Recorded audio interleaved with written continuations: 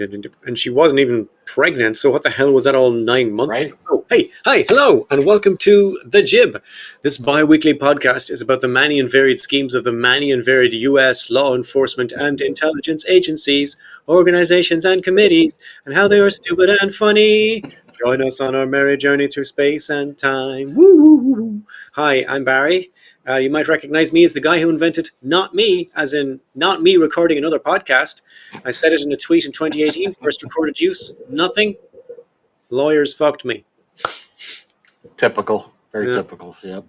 Hi, I am Seamus, and you may know me from such voiceover acting work in such films as Dial M for Malarkey, Malarkey. Lilo and Snitch, Hey! and Mission Conceivable, Rational Protocol. I thought you were going to say Michigan Impossible, and that'd be like No. a whole other movie, wouldn't it? No. Yeah, so that's us. But we're not here to Yep. discuss Tom Cruise movies. Nope. We're here to look at, by the way, I'm on natural light today because it's June Ooh. in Ireland, which means we get sunshine until about 11 o'clock in the nighttime because we're that far up the planet. But we're here to discuss a script you wrote, and all I know about it so far is that it's something to do with my country, Ireland. Yep. Yep. You have not given me this, so This that's place. my country. That's my country, and part of it is still occupied by by England. Not allowed to say that out loud, but here we are. Yep. One day my people will be free, and we're here to discuss something about that, I guess. Right.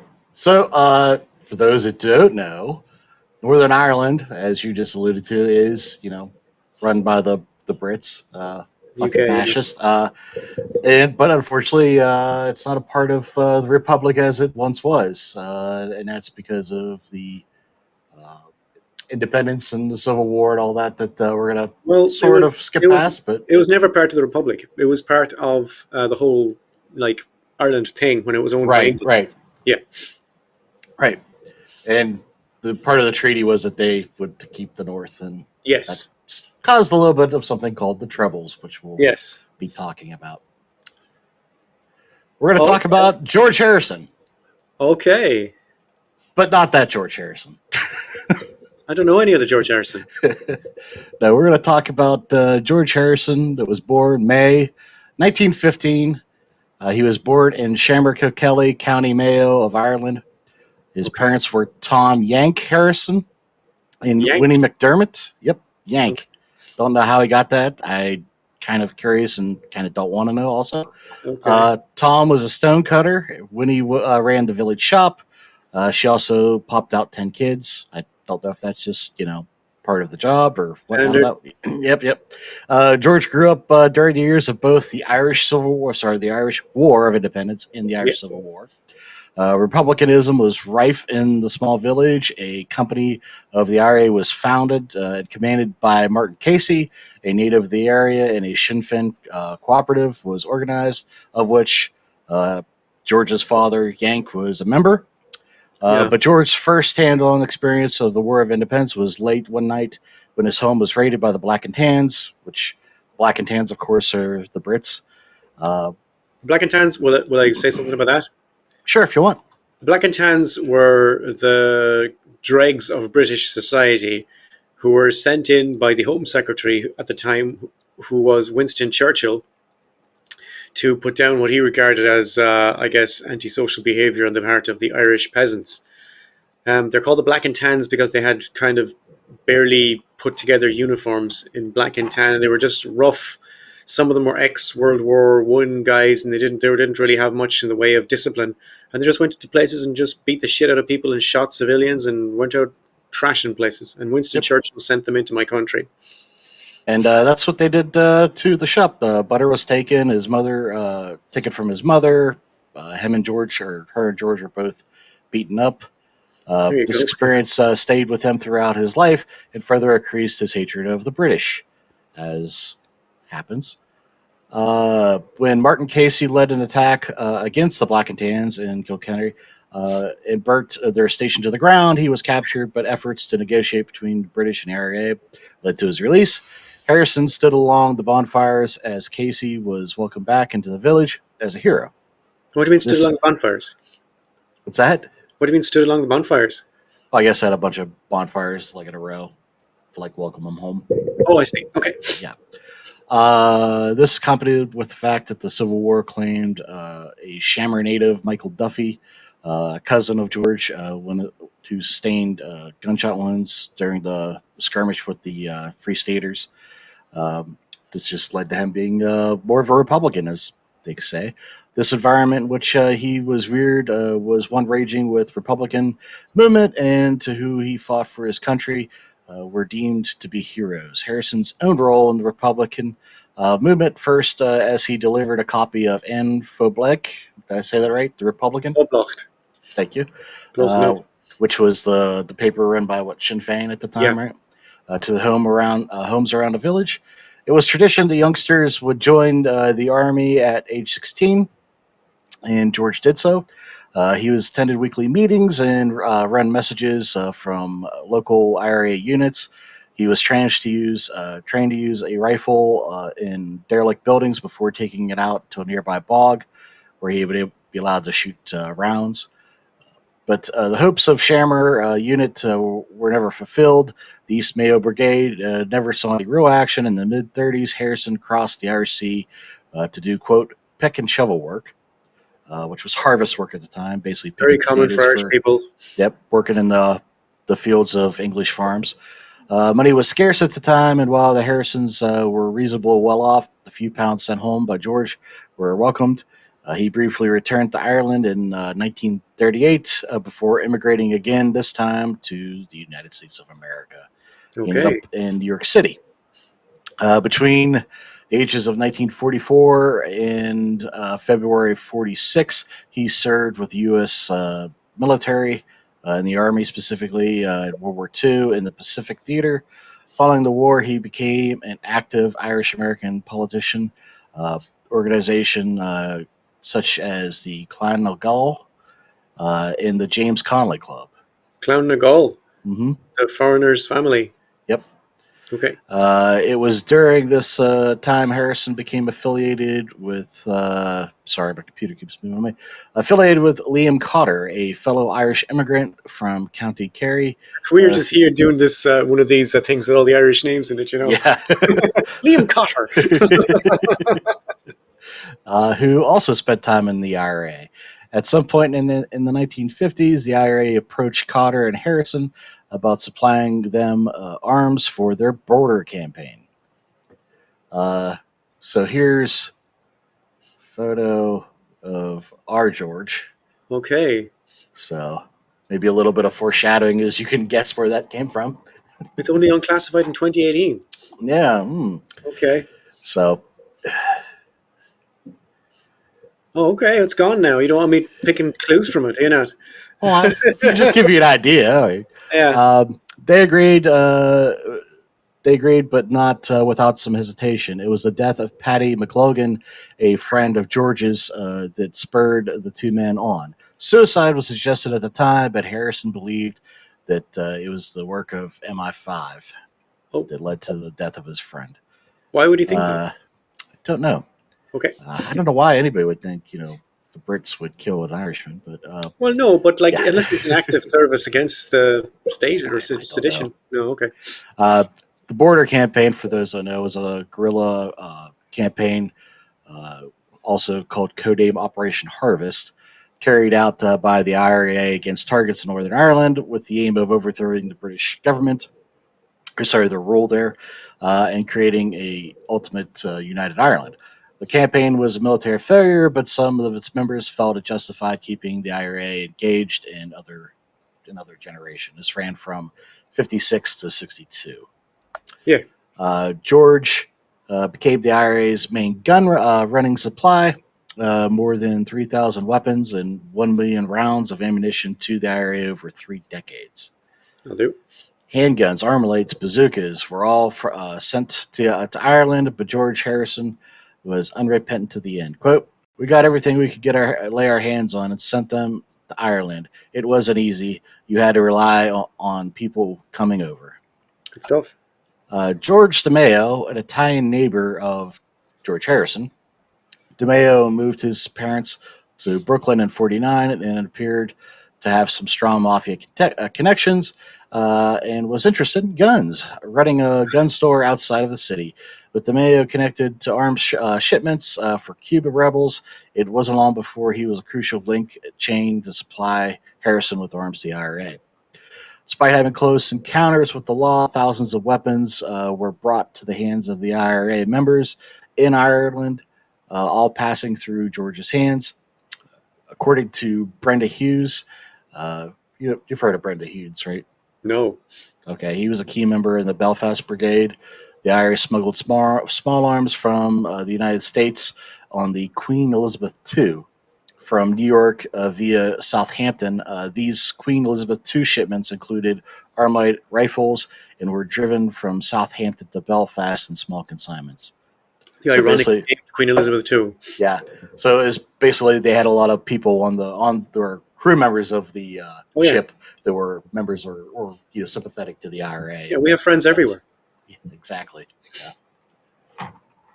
1975, the Justice Department started to significantly weaken the Harris network by prosecuting dozens of IRA arms trafficking cases. As early as 73, the IRA already found more lucrative sources from funding and weapon from foreign states, including Libya leader Muammar Gaddafi. Yeah, he was one of our mates for a while. Yeah. Yep. In 1980, unfortunately, DeMeo was arrested and convicted of smuggling arms to the IRA.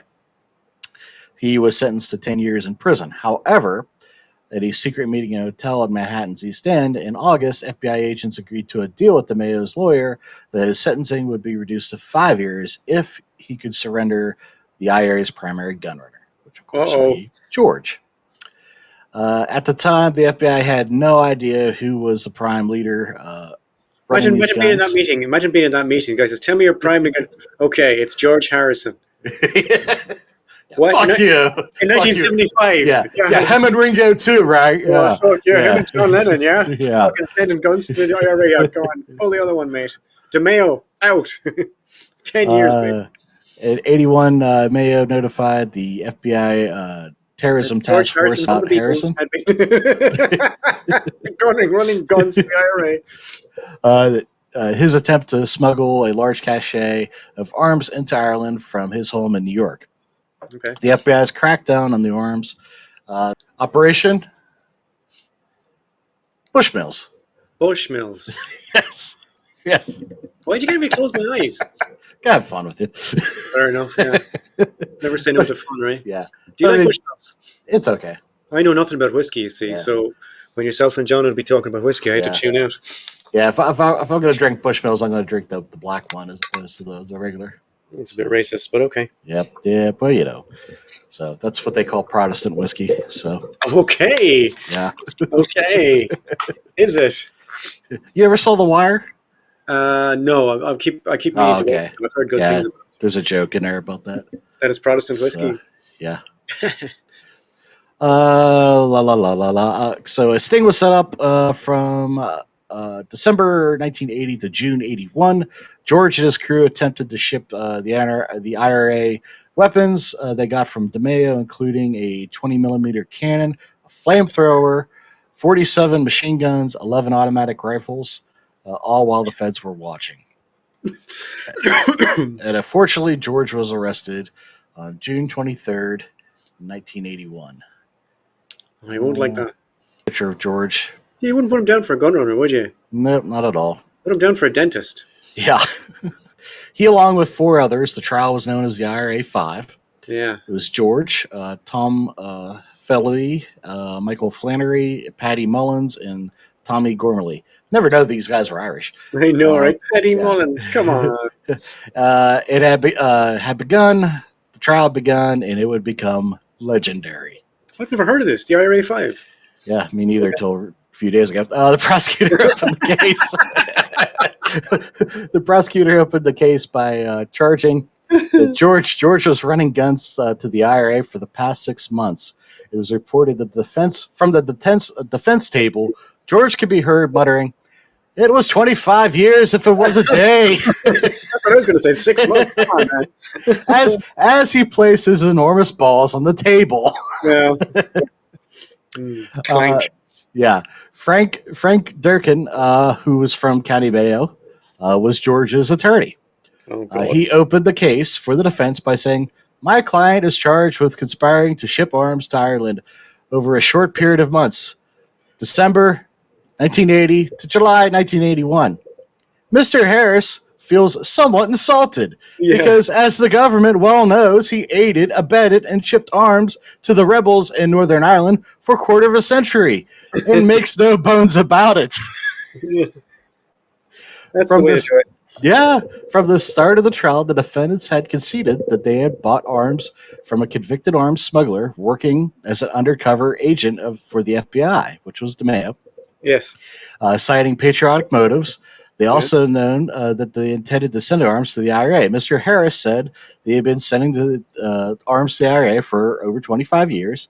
However, the defendants claimed that the undercover agent who sold arms was a member of the CIA, Oh. and that the CIA, which like to export weapons to Yes. certain scourges, had aided their operation in order to monitor the flow of arms to Ireland to prevent the IRA from turning said arms over to the Soviet Union.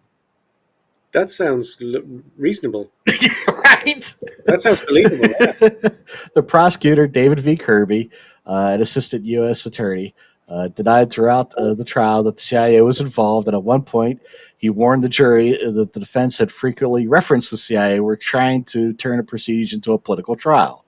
A CIA attorney actually testified that their agency had no involvement in the operation and nor had any relation to Mr. DeMaio.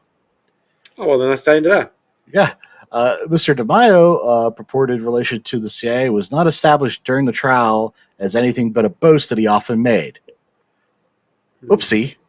Yeah. I mean, if you're the FBI, your informant's going around telling everybody he's a member of the CIA. Yeah. You don't think that would be a problem? You wouldn't be the first one. Mm-hmm. Also, he said he didn't want to make the trial political. This trial of a guy who's running guns to Northern Ireland in the middle of a war. He wouldn't want to make that political. Thank you. So the prosecutor sought to focus the attention on the trial of gun charges in Mr. Kirby's closing statement to the juror. Quote, "There was no CIA involvement in this at all. It's fabrication. They don't have any other defense. Each of these defendants were caught red-handed. They didn't have anywhere else to turn." However, in his closing arguments, Michael Kennedy, one of the 7 attorneys for the defense, contended, "It is up to the government to prove that the CIA was not involved with the defendants. Not our burden to prove it was." I don't know if that's true, is it? Hmm? That doesn't sound true. It After sounds like they have to prove that the CIA were involved. After 7 weeks, the jury deliberated for 2.5 days before finding the verdict, Jeez. not guilty. Okay. Pandemonium erupted among the 100 supporters of the defendants when the verdict was read. Back to the gun running, lads. Back to the gun running. The supporters, many of them whom had been at the trial that day, cheered, clapped, waved flags, chanted slogans, and demonstration had spilled from Judge Joseph McGlellan's 6th floor courtroom into the corridors of the U.S. courthouse. "Up the provost!" shouted George. There we go. Hey, calm down, George. And the songs of my people. Come out, ye black and tans, come out, face me like a man. One juror, Teresa DiPaolo of Brooklyn, claimed that, quote, "I think we firmly believe that the operation couldn't have gone on as long as it did without the government sanctioned." Another juror, Lorraine Pacano of Brooklyn, was quoted as saying, I'm sure that there are many covert deals which the people did not know about. The CIA does many of these things." Wait now. So he was found not guilty, not because they didn't think he did it, but because they thought the CIA was involved. Yep. That's insane. And the only defense they should have gone with is that the government is extremely incompetent. No, yeah, pretty much, I cannot right? possibly believe that we would let this go on for so long Yeah. unless it was somehow tied up with a government operation. Yeah. Well, I mean, this is like on the end of, how long ago was Watergate and Yeah. the church committee and all that. So, Yeah. it's still in the zeitgeist, right, at the time. Yeah, so. yeah. The Irish Northern Aid Committee, also known as NORAID, in a statement afterwards, called the verdict a grave embarrassment to the British, who had pressured the initial trial. NORAID, which is a committee has accused by the Justice Department for importing sources of money and guns to the IRA, but the group contends that its fundraising efforts in the United States is strictly a charitable purpose. So basically, they try to fund money for the families of people that are being detained, Okay. right, in Ireland, or suspected Hmm. of terrorism and all that. So basically, it was like Guantanamo Bay was set up, right? Yeah, yeah, So to speak. People were taken, uh, held without trial. yeah. It was a fucking mess. Iran does that Yeah, for families of Hezbollah fighters. yeah. So Michael, what was his name? Yeah, Georgia's co-defendant Michael Flannery was a high-ranking member of the NORAID, and the FBI tried to use this as evidence Oh, he was the on cherry Norway. committing fun. Yeah, Oh, okay. he resigned shortly after uh, the verdict. I think a couple of years after this, but because they and I almost made this a two-part. This was the part, whatever We I were told talking you. about that during the week. Yeah. So there's actually RTE did a documentary they released last month, which I haven't been able to see, Okay. on not so much this, but on the Justice Department going after NORAID. Okay. Um, I did I'm not see gonna that. say that it was pretty much a goose chase. I did read a couple of the FBI declassified documents where they were trying to like conflate things like, oh, here in this memo they say they spent this much money at the Waldorf Astoria in Brooklyn, but there is no Waldorf Astoria in Brooklyn. So obviously this was falsification for those funds that actually went to the Waldorf Astoria they're talking about is actually in Queens instead of just saying it's a typo. You know what I Yeah. mean? They just kept on trying to fabricate a lot of stuff to it's just yeah. After the trial, George did not shy away from his anti-imperialist activities. Bernadette McAllister describes spending a Saturday afternoon with George visiting every picket line in New York. You know They about her? went from what's that You know about her, do you? about her? Bernadette. No, do I? Should I? Oh, we could do a whole other episode about her. Really? Oh, she's amazing. Okay, cool. Yeah. They went from the long green line picket at the British consulate to demonstrate against the apartheid, to support the Sandinistas in Nicaragua, and political prisoners in Puerto Rico, Argentina, and Chile. Uh, he also supported Free Palestine at every stop. George, who was known and greeted as a respected comrade and friend, at each demonstration, he picked up leaflets and announcements, future protests, and handed them out to the next. So he's just spreading it, it all around, man. From the river to the sea. Yeah. George had become a link between every liberation front movement in New From York. every country in Yeah. He worked day in and day out to elect David Dinkins as the first Black American mayor of New York, even I remember David Dinkins. after Dinkins lost. For his second term, George called him the people's president. George would no more recognize Rudy Giuliani as the mayor of his city. He would recognize British rule over Ireland. George organized the Irish event that raised $10,000 to rebuild black churches that were burned in the South. Quote, "We gave racism and imperialism a good kicking ass that day." Yeah. George also worked. Why does this keep freezing up on me? George also worked to support the members of the LGBT, which caused issues with many of his other religious comrades. Sure it did. But George never broke stride in helping those who face strife and oppression. Rarely did a week pass the George views on affairs of the world did not appear in some publication or another. No later in the morning that of which he died, he penned the following sentiment for inclusion, in which the newspaper Sarosa, which he was a founding member. And I'm going to read this here. It's quote, "May the spirit of those who suffered in the torture chambers of the empire of hell animate us with enough strength to free the land of our heart's desire, and decadence to all comrades." Dedication. Wow, that was a terrible misnomer on my part. That dedication to all comrades reclining on cushions. Yeah. to all my comrades, living and dead. George Harrison died at his home in Park Slope, Brooklyn, October 6, 2004. Okay. And that's the story I got. That is George So, Harrison. yeah, kind of a short one, but I Good. thought it was kind of to the point. So, Well, I mean, you cut that shit down from how many words did you say you had? 60 grand?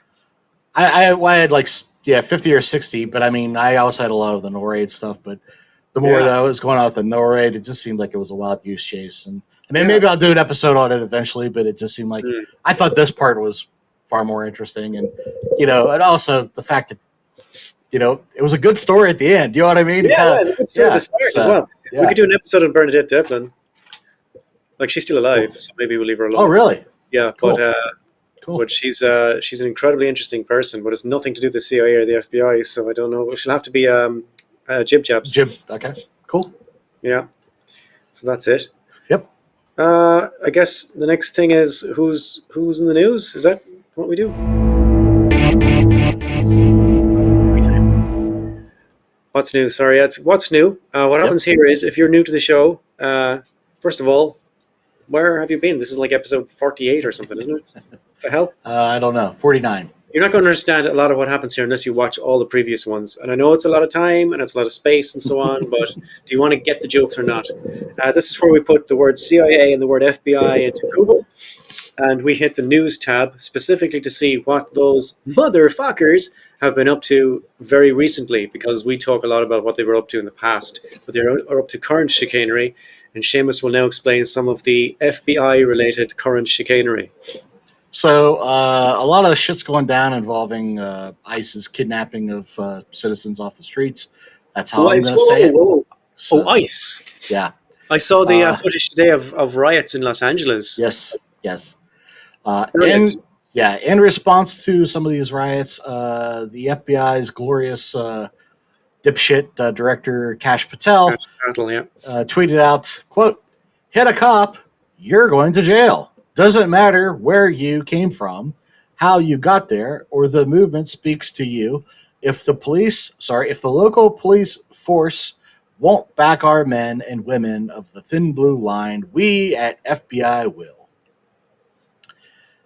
So, a lot of people are pointing out the hypocrisy of this, because this is a guy that did everything he could to help the January 6th dipshits get off after they, attack police and everything. That doesn't count. Yeah, it doesn't matter.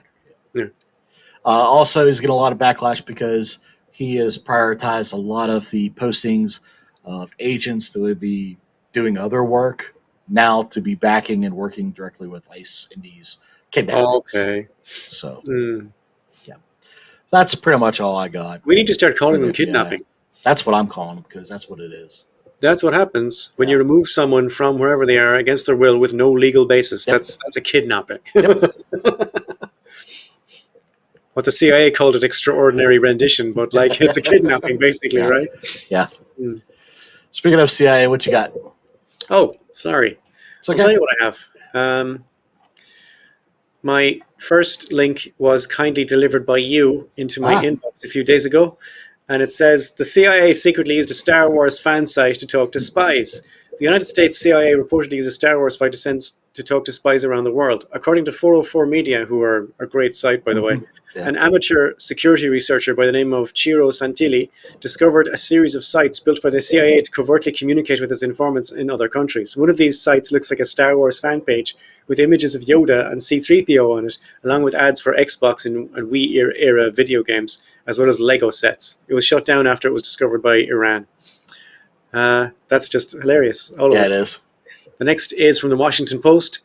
Europe worries about its dependence on US intelligence under Trump. The CIA station chief here, meaning Berlin, delivered an alarming piece of intelligence to Germany's spy agency last year. According to German and US officials, Russia was planning to assassinate the chief executive of Germany's largest arms manufacturer, and it just goes on and on and on. And basically what's happening under Trump is taking measures and so on that mean, like, America is basically losing prestige and stuff all across the world. They're becoming less and less reliable.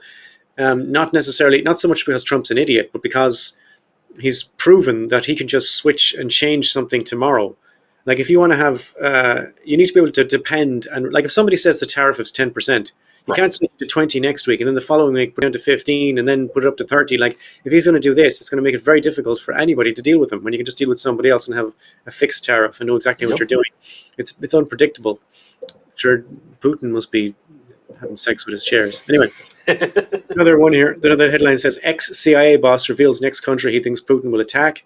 A former CIA boss, who turns out to be David Petraeus, believes that Putin would attack another NATO country if he were to topple Ukraine. First of all, I don't see how he's going to topple Ukraine, but anyway, there's a whole thing, and at the end of it, spoiler alert, Petraeus thinks that Lithuania is next on the list. Oh, see, The Poland idea thinks that the Poland is thinking that they're. Well, if I were in Poland, I would also Yeah. think that, but this guy I mean, thinks that's Lithuania. any year, or right? I mean, that's the Yeah. running joke. Okay, I guess we're gonna get invaded again. Yeah. But attacking Lithuania is ridiculous. But Yeah. many ridiculous things have been happening recently. So the fact that it's Yeah. ridiculous doesn't mean it's not going to happen. I don't know how close Petraeus is to the intelligence community. Nowhere near as close as he was 10 years ago, but Right. that's what he thinks. Cool. That's it. Awesome. Is that our show? That's it, man. That was a short one today. Thank you for joining us. And In, our next 2 weeks, show will be- in 2 weeks, I assume we'll be doing a CIA thing. I don't know. What Not will Jib be. Jabs or a founding feckhead. We'll see. Okay, we'll see, guys. Until then. Bye.